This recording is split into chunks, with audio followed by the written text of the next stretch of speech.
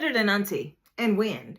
Because really the auntification of the whole thing is a conversation that definitely needs to happen and had a lovely conversation with some dope ass Black women in My Black Feelings, which happens every Tuesday at noon. And here are some things that we came to. So I'm going to give you 3 things about auntification.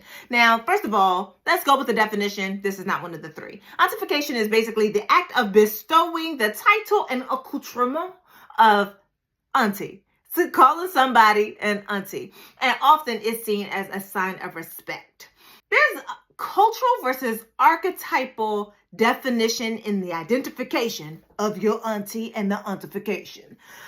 Cultural being that I know that when we're having this conversation, especially where it came to Jackie Aina, a lot of people were speaking to the fact that she is of Nigerian descent, and that her Nigerian heritage means that she should simply accept being called an auntie. Except that, are you calling her a cultural auntie or are you calling her an archetypal auntie? I'm asking you this question because culturally, yes, in Nigeria and in so many other countries and spaces in the world, calling somebody aunt is both an act of endearment and respect. You put some respect on their name by calling them auntie. However, when you place it back within the U.S. context, and the way that we be talking about stuff, it may not feel that way. It may feel more like an archetype. Sort of like Mammy Jezebel Sapphire, which means that while you may dip your diminutive form into it, and you might take a little piece here and there, you may overall decide that, don't call me that. These are the things that I have that would designate me as such, or that may seem as such, but there is so much more to me than this label that you've decided to bestow upon me. So let's keep that piece in mind. Number 2, agency, as in the ability to choose for oneself if you're going to take on the title and the responsibility that comes with it. Because quiet as it's kept, it does come with responsibility. We think of our aunties or even our mothers as having to do certain things and be a certain way.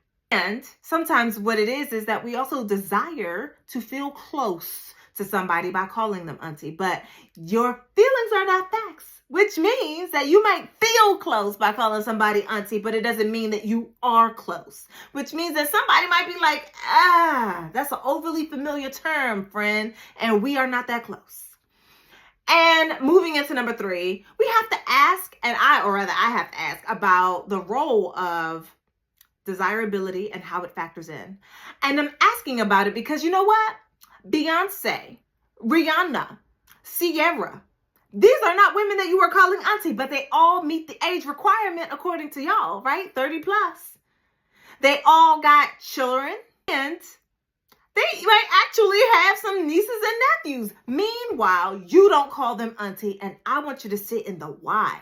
Why do we not designate that term of endearment to them, but we do expect it to be bestowed upon others and for them to simply accept it without being able to say for themselves with any agency whether or not they'd like to accept it?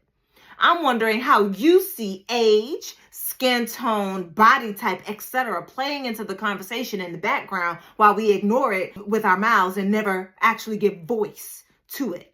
Need not be in the United States of groupthink, as one of the lovely ladies said. And I want us to consider carefully, deeply, and moving in and out of the familial concepts and understanding the cultural as well as the archetypal ways in which we may be talking about and evoking auntieship. Remember, discourse, not disrespect, in the comments. Let me know what you think. I am very interested. Keep it respectful, y'all. I'll be out. Bye.